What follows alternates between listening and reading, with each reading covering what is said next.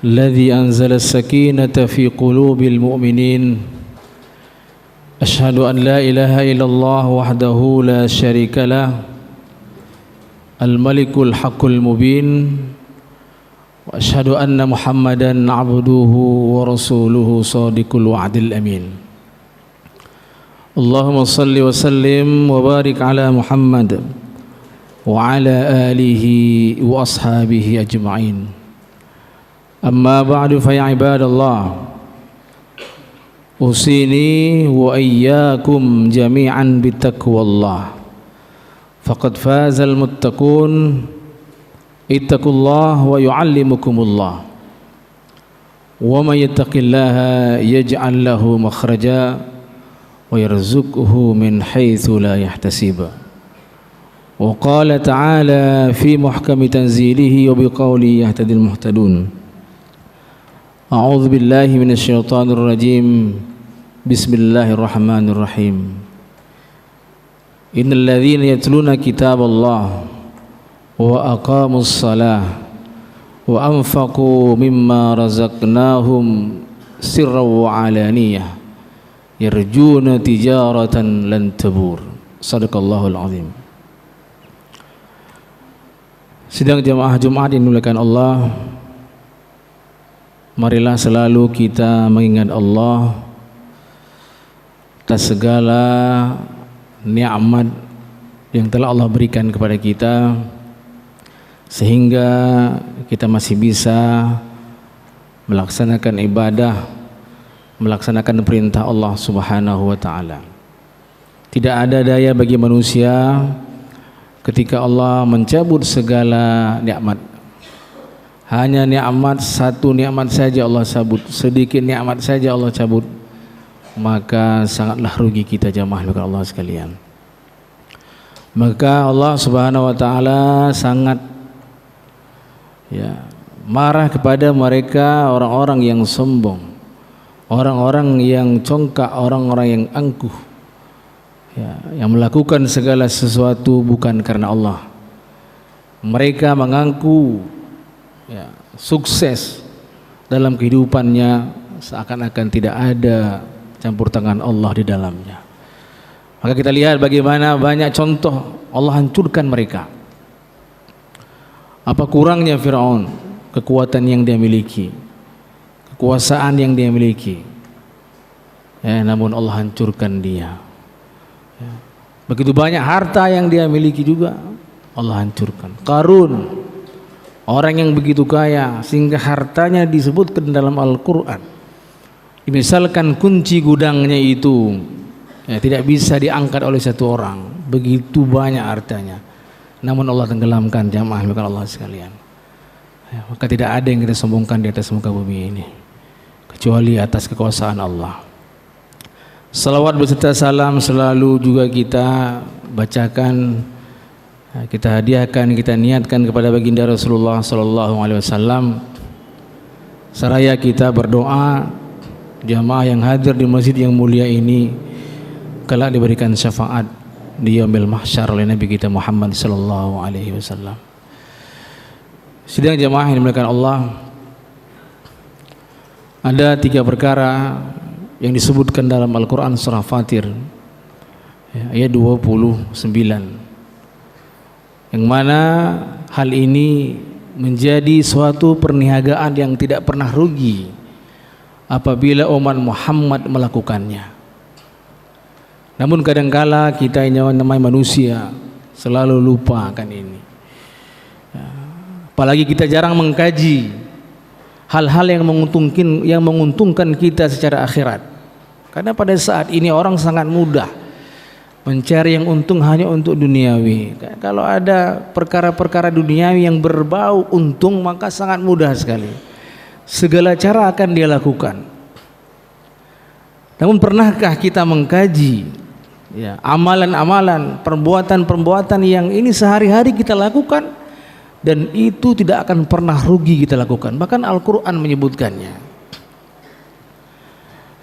Innal ladzina yatluna kitaballah. Dalam surah Fatir ini Allah sebutkan, sesungguhnya orang-orang yang membaca kitab Allah. Kalau kita buka tafsir dalam Ibnu Katsir, yatslu kitab Allah bukan hanya membaca, tala yatslu. Dalam bahasa Arab banyak, tala yatslu, qara'a yaqra'u, tala'a yatlu, banyak sekali dalam bahasa Arab muradifahnya, mufradatnya. Namun maksudnya di sini dikatakan orang-orang yang mengamalkan Al-Quran, dia membaca Al-Quran, dia mengamalkan Al-Quran, dia paham Al-Quran. Yatsluna kitab Allah. Yang pertama tadi, orang-orang yang nggak pernah rugi nanti di dalam muka dunia ini. Kan pertanyaannya, apakah selama ini kita bermuamalah dengan Quran? Ya. Jangankan bermuamalah, membaca Al-Quran, apakah bisa dihitung dengan jari kita, jemaah? Itu terbukti ketika banyak tes A, tes B semua dengan Al-Quran. Hampir mayoritas anak-anak kita, pemuda-pemuda kita itu nggak bisa baca Quran. Bagaimana dia mau mengamalkan Quran? Baca aja nggak bisa, apalagi tafsirnya, jemaah. Padahal Al-Quran adalah dustur wa qanunul muslimin. Al-Quran itu undang-undangnya orang Islam. Ya. Kalau ingin merujuk kepada peraturan, paling tidak pernah berubah kan peraturan Allah. Nggak pernah berubah peraturan Allah. Mulai pertama kali Allah turunkan melalui malaikat Jibril kepada Nabi Muhammad sampai dengan saat sekarang, ya, nggak pernah ada perubahan. Ya. Inna nahnu nazzalna dzikra wa inna lahu lahafizun, jelas. Allah turunkan Al-Quran, maka Allah akan menjaga Al-Quran. Maka jangan takut bermuamalah dengan Quran. Watena urung begah bame Quran ka. Begahnya begah aja.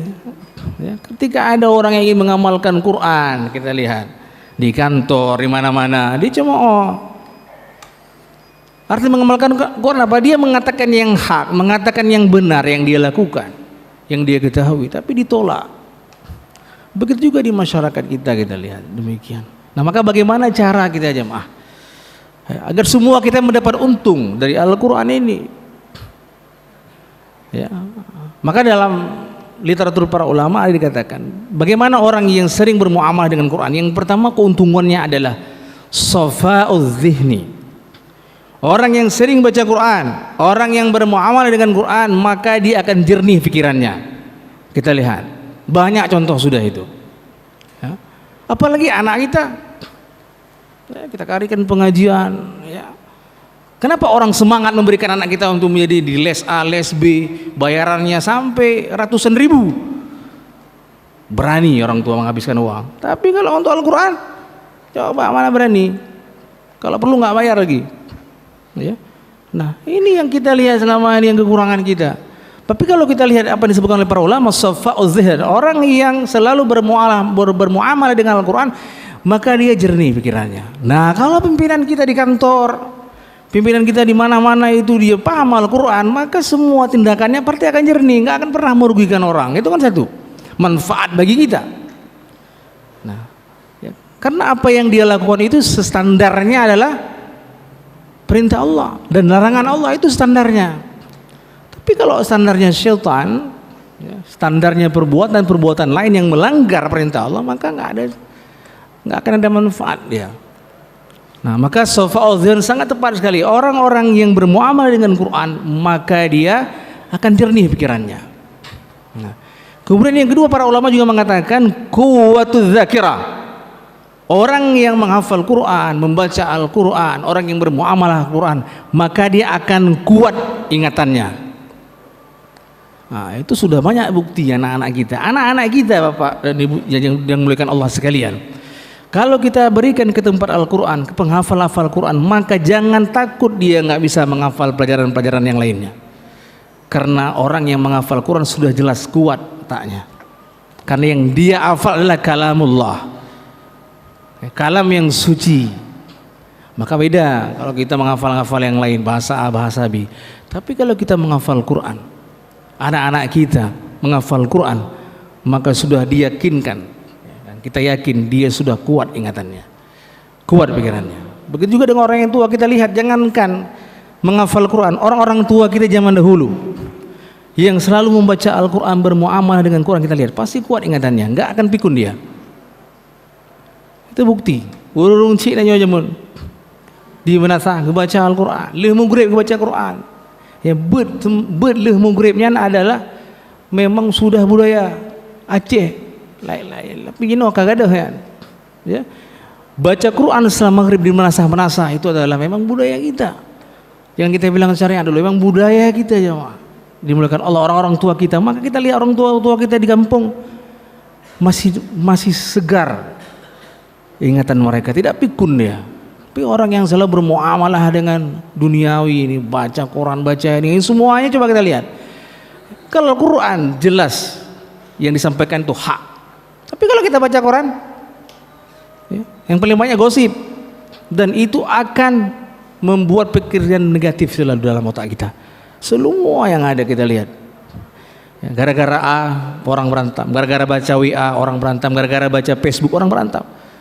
Karena tidak ada di dalamnya hidayah, nggak ada petunjuk di dalamnya. Tapi Al-Quran nggak akan pernah rugi orang baca Al-Quran. Satu huruf dia baca maka 10 Allah kasih pahala, dalam hadis dikatakan.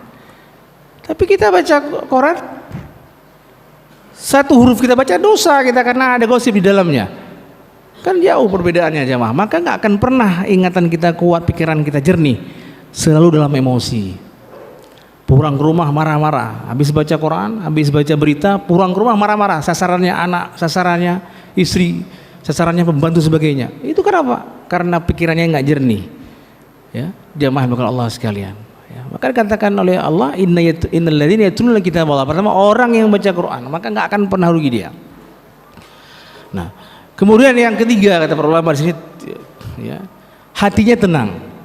Ya, tuma'ninatul qalbi. Hati orang-orang yang membaca Al-Quran, maka hatinya itu akan selalu tenang. Maka ala bi dzikrillah tatma'innul qulub. Zikir di sini adalah salah satunya Al-Quran, az-zikru. Sebutan Al-Quran juga salah satunya az-zikr. Nah, maka jangan curhan selain dengan Al-Quran. Ya. Dalam surah Al-Isra juga Allah sebutkan, ya, sungguh oleh petunjuk yang paling tepat adalah Al-Quran. Yang memberikan petunjuk kepada manusia, hudan linnas.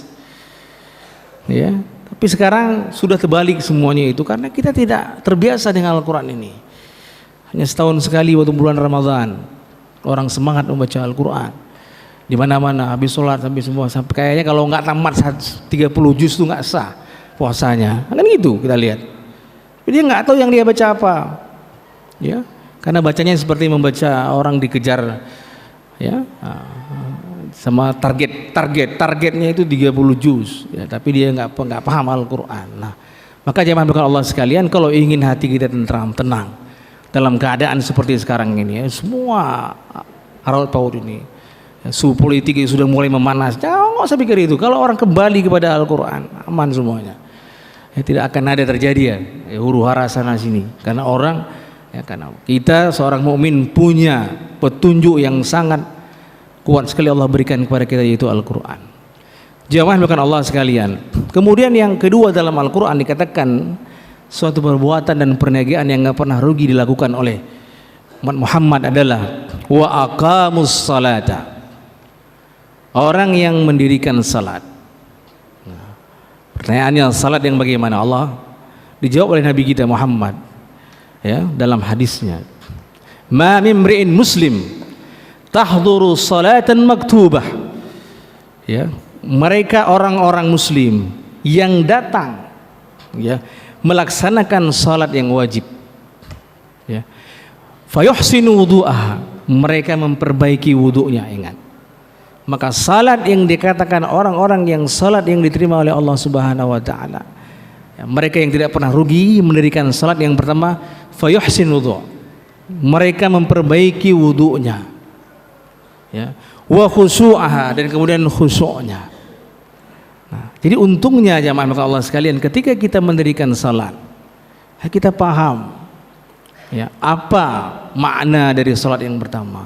Mulai dari wudu tadi, ya, berarti kan perlu ilmu di sana maknanya, ya, bukan lain perlu ditanya. Perlu ada ilmu dalam ibadah ini, ada ilmu dia, bukan asal ikut-ikut orang. Orang salat, kita juga salat, maka nggak akan untung kita, yang ada kita rugi.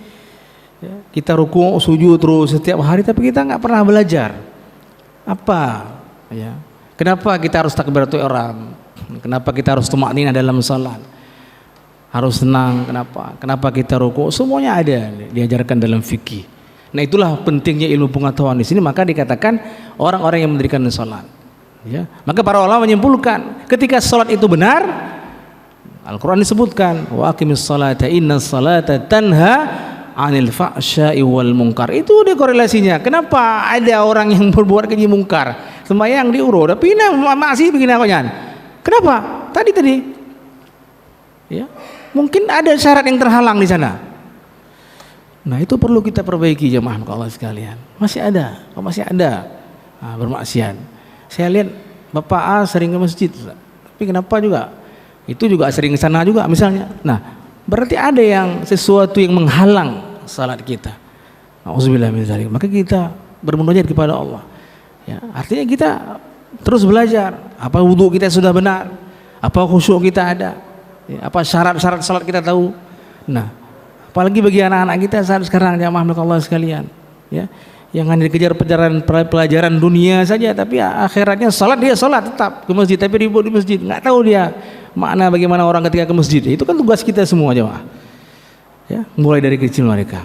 Nah, maka orang-orang yang mendirikan salat yang tidak pernah rugi adalah mereka yang mengetahui itu. Nah, maka orang-orang yang benar salatnya, mereka pasti akan tercegah dari perbuatan keji dan perbuatan yang mungkar. Nah, kemudian orang-orang yang mendirikan salat dengan benar, kafarah minadz-dzunub, akan diampuni dosanya jemaah. 5 waktu ya kita salat berjamaah. Maka Rasulullah mengatakan, ya, masalus salawatil khamas ya kamasali nahrin jarin ghamirin. Ya. Orang-orang yang salat 5 waktu ya berjamaah di masjid, itu bagaikan di depan rumahnya itu ada sungai, ya, sungai kata Rasulullah, nahrin jarin ghamir, sungai yang jernih yang selalu melewat di depan rumahnya. Ya, fayaghsilu, ya, maka mereka akan mandi selalu di sungai tersebut. 5 kali mandi orang. Maka para sahabat menanyakan pada Nabi, ya, apakah dengan demikian kamu tidak melihat orang yang selalu mandi 5 kali mandi depan rumahnya, apakah tertinggal kotoran di badannya?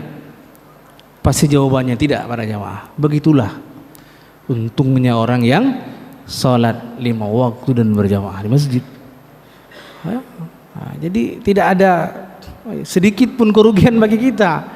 Kita tinggalkan sebentar ketika azan, ya, kita tinggalkan rapat kita, kita tinggalkan jualan dagang kita itu sebentar, saya tutup toko. Tidak ada itu di Aceh. Maghrib saja sudah nggak ada, apalagi yang lain. Silahkan keliling maghrib di kota Banda Aceh ini yang kita cintai ini. Ya, tutup lampunya, mati orangnya di dalam. Tidak ada sedikit terdetik bagaimana Allah memberikan itu rezeki dari dia. Maka orang yang punya toko nanti juga akan ditanya oleh Allah. Bukan orang saja pengunjung itu. Ada orang nggak sholat di toko kita jemaah. Kalau kita tidak mengingatkan dia, maka kita juga akan ditanya oleh Allah. Karena dia berada di tempat kita. Begitu juga seorang pemimpin, nggak mudah menjadi seorang pemimpin. Di kampung ada orang yang bermaksiat, nggak diingatkan. Ya. Ada tempat-tempat perjudian, tidak berani dia seorang pemimpin, maka nanti di akhirat ditanya dia. Jangankan di akhirat, dikubur udah ditanya. Begitulah tanggung jawab, ya, seorang pemimpin. Ya. Ya, kita semua seorang pemimpin, mas'ulun an ra'iyah. Kita bertanggung jawab terhadap yang dipimpin. Kepala keluarga, anak nggak salat, ya, kita biarkan saja. Anak tidak belajar, kita biarkan saja. Yang penting kita nggak pernah mengingatkan dia. Ya, salat subuh nggak kita bangunkan. Ya. Mulai dari zuhur sampai subuh kembali anak kita nggak pernah salat, dan kita nggak pernah ingatkan. Kita cuek bagi dia. Maka tanggung jawabnya itu kita. Jemaah melakukan Allah sekalian. Nah, maka begitulah ya manfaat orang-orang yang salat 5 waktu. Ya, terhapus dosa-dosanya setiap kita salat jemaah melakukan Allah. Dengan syarat tadi, fayuhsin wudu'ah wa khusyu'ah. Kemudian jemaah melakukan Allah yang dimuliakan Allah. Yang ketiga adalah yang disebutkan dalam ayat ini adalah wa anfaqu mimma razaqnahum sirra wa alaniyah. orang-orang yang gemar berinfak, mengeluarkan sebagian hartanya di jalan Allah, baik secara terang-terangan dan baik pun secara tersembunyi dan secara terang-terangan.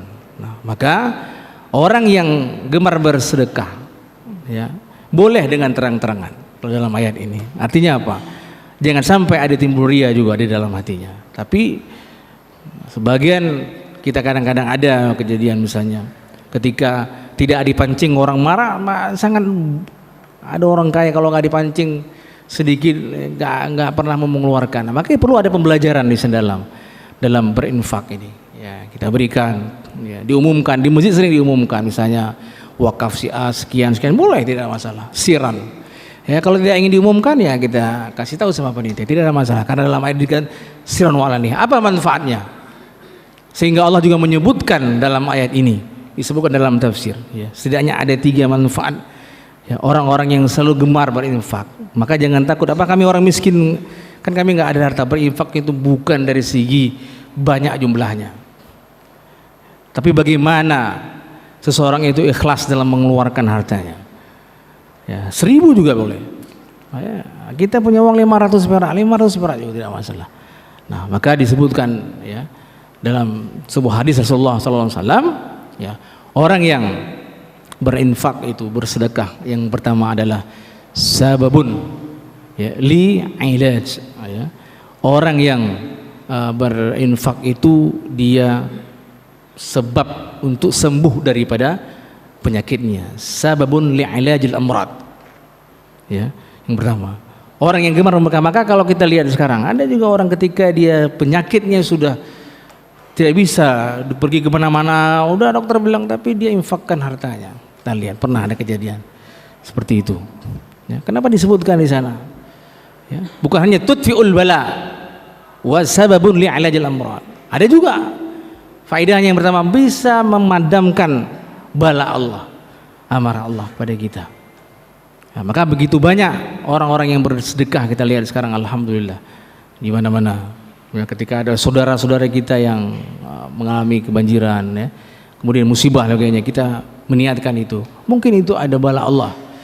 Itu yang selama ini kita punya harta banyak, kita tidak ingat kepada saudara-saudara kita. Nah, maka sebegitu banyak orang-orang bergemar bersedekah, maka insya Allah akan Allah tolak bala-bala yang akan ada di Aceh kita khususnya ini, jamaah yang Allah sekalian.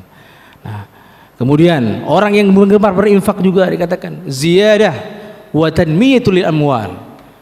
Ya, orang yang gemar bersedekah itu maka hartanya akan bertambah.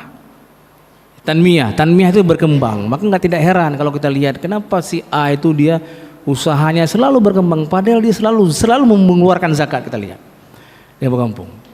Ya, ketika dia mengeluarkan zakatnya, bahkan sedekahnya, infaknya, namun makin berkembanglah usahanya. Itu namanya tanmiyah al-amwal. Ya, wa ziyadah lil ajri, dan akan Allah tambah pahalanya. 2 berarti. Di dunia dia dapat dengan berkembang usahanya, kemudian di akhirat Allah tambah pahalanya. Nah, maka dikatakan dalam ayat ini, ya, wa anfaqu mimma razaqnahum, salah satunya tijarah lan tabur, perniagaan yang enggak pernah rugi, itulah mereka yang gemar bersedekah, mereka yang bergemar berinfak di jalan Allah Subhanahu wa taala. Jamaah bukan Allah sekalian, 3 ya, amalan yang Allah sebutkan dalam surah Fatir ini, amalan sehari-hari jamaah semua. Saya yakin sekali, pasti kita baca Quran, pasti kita salat, juga kita pernah bersedekah. Nah, namun bagaimana kita memperbaiki saja kualitas amalan kita yang 3 ini, jangan sampai ditolak oleh Allah. Kan itu saja. Kalau kita bisa memperbaiki amalan 3 ini, insya Allah disebutkan di akhir ayat, liwaffiyahum ujurahum. Ya, berikut ayat berikutnya, ayat 30-nya, maka akan Allah cukupkan bagi mereka pahala. Allah tambah jemaah. Ya, wa yazidahum min fadli. Bukan hanya Allah cukupkan, tapi Allah tambah. Subhanallah. Ini ayatnya. Liwaffiyahum, Allah cukupkan kehidupan mereka itu. Ya, wa yazidahum min fadli, maka Allah tambah lagi karunia Allah. Kan enggak rugi. Innahu ghafurun syakur, sesungguhnya Allah Maha mengampuni lagi Maha memberikan rasa syukur. Kahana rugo lebut yang sabing dah bubut. tapi benar kualitas. Jamaah Allah sekalian. Semoga Allah Subhanahu wa taala selalu memberikan kita kekuatan sehingga kita selalu bisa mengerjakan amalan-amalan yang 3 ini dengan benar-benar sesuai dengan standar Al-Qur'an, ya, standar perintah Allah dan Rasulnya. Barakallahu li wa lakum fil Qur'anil azim wa nafa'ani wa iyyakum bima fihi min ayati wa dzikril hakim. Wa taqabbalallahu minni wa minkum tilawatahu innahu wal ghafurur rahim.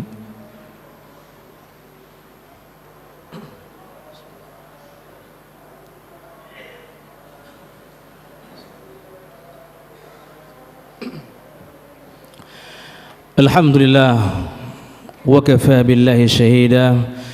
Asyhadu an la ilaha illallah wahdahu la syarikalah wa asyhadu anna Muhammadan abduhu wa rasuluhu la nabiyya ba'dah. Allahumma salli wa sallim wa barik ala Muhammad wa ala alihi wa ashabihi ajma'in. Amma ba'du fa ya ibadallah usini wa iyyakum jami'an bittaqwallah faqad fazal muttaqun ittaqullaha wa yu'allimukumullah. Wa man yattaqillaha yaj'al lahu makhraja wa yarzuqhu min haitsu la yahtasib. Bismillahirrahmanirrahim. Qul huwallahu ahad, Allahus samad, lam yalid wa lam yulad wa lam yakul lahu kufuwan ahad. Innallaha wa malaikatahu yusalluna 'alan nabi. Ya ayyuhalladzina amanu sallu 'alaihi wa sallimu taslima. Allahumma ighfir lil mu'minina wal mu'minat wal muslimina wal muslimat الأحياء منهم والأموات وتابع بيننا وبينهم بالخيرات إنك أنت السميع قريب مجيب الدعوات ويا قاضي الحاجات ربنا آتنا في الدنيا حسنة وفي الآخرة حسنة وقنا عذاب النار.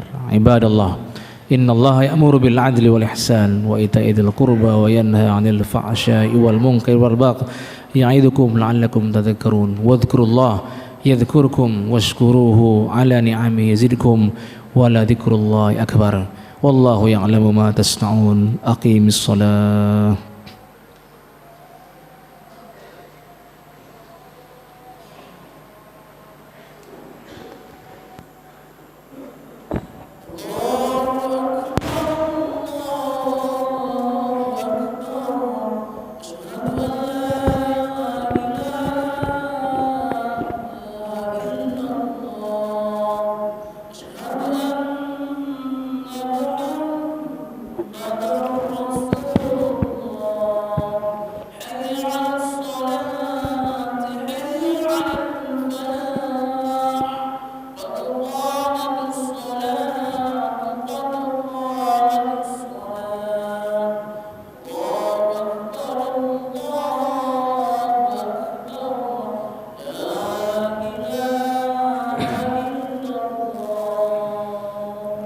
لا إله إلا الله.